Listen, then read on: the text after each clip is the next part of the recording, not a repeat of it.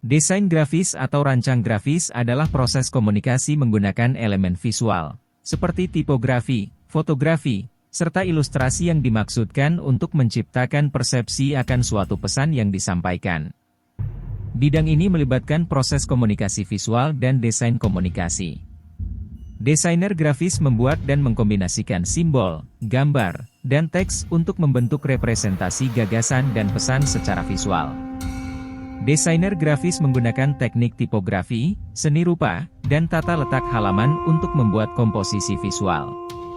Penggunaan umum dari desain grafis adalah seperti desain perusahaan, logo dan merek, desain editorial, majalah, surat kabar, dan buku, desain lingkungan, periklanan, desain web, desain komunikasi, dan kemasan produk. Desain grafis merupakan sebuah seni dan profesi memilih dan mengatur elemen visual, seperti tipografi, gambar, simbol, dan warna, untuk menyampaikan pesan kepada audiens.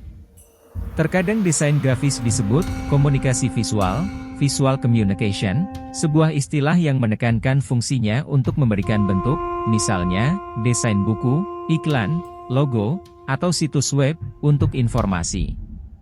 Bagian penting dari tugas desainer adalah menggabungkan elemen visual dan verbal menjadi satu kesatuan yang teratur dan efektif.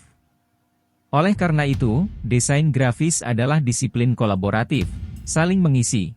Sebagai penulis menghasilkan kata-kata dan pengatur foto, fotografer dan ilustrator membuat gambar yang digabungkan oleh desainer ke dalam komunikasi visual yang lengkap, misal poster, banner, dan lain sebagainya.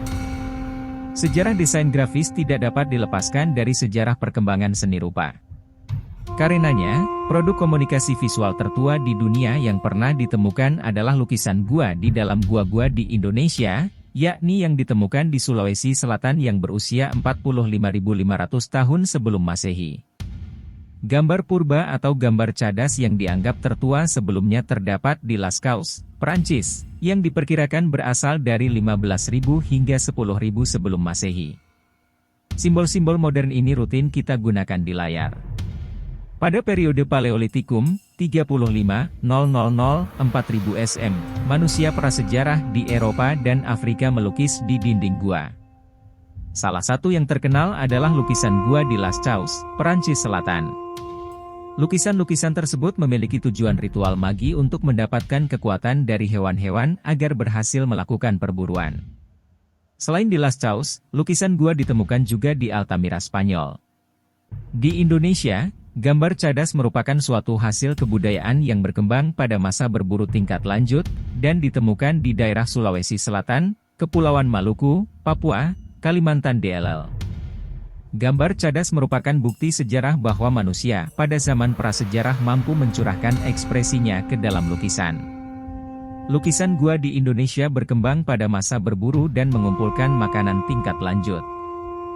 Jadi ada persamaan dengan gambar cadas di Eropa, yaitu pada tahap yang sama, berburu dan meramu. Perbandingan dengan gambar cadas di Eropa. Gambar cadas di Perancis Barat Daya, Gua Lascaux, dan Spanyol Barat Laut, Gua Altamira, dari masa Paleolitik atas, harus dilihat sebagai hasil perilaku sosial, termasuk di dalamnya ritual. Gambar cadas itu juga dapat menjelaskan hubungan antara demografik dan lingkungannya. Lukisan itu selain menjadi resosialisasi seni, juga dapat menjadi resosialisasi berburu dan meramu. Jadi aspek ideologi masyarakat pendukung kebudayaan itu terkandung di dalam lukisan itu. Gambar cadas juga memiliki aspek mitos yang berhubungan dengan kesuburan, seperti yang terdapat di Walbiri, Australia. Artefak, gua dan lanskap juga dapat menjadi media ritual selain sebagai area ekonomis. Relasi sosial yang terjadi di area ini berlangsung lama dan melahirkan material-material hasil ekspresi anggota masyarakat, kelompok, sebagai proses sosialisasi dari lahir hingga meninggal. Proses sosialisasi dan ritual terlihat begitu terbuka, seperti di Gua Altamira, Casatilo, Lascaux dan Pechmerle. Gua-gua itu menjadi seperti arena ritual dan seremonial. Lukisan-lukisan itu juga memperlihatkan proses berburu yang dilakukan oleh laki-laki. Kemudian ditafsirkan bahwa laki-laki, karena secara biologi memiliki kekuatan, maka dapat berperan sebagai kontrol budaya dalam reproduksi sosial. Bentuk-bentuk dalam lukisan gua yang dapat berupa simbol, seperti bentuk geometrik untuk menunjukkan laki-laki.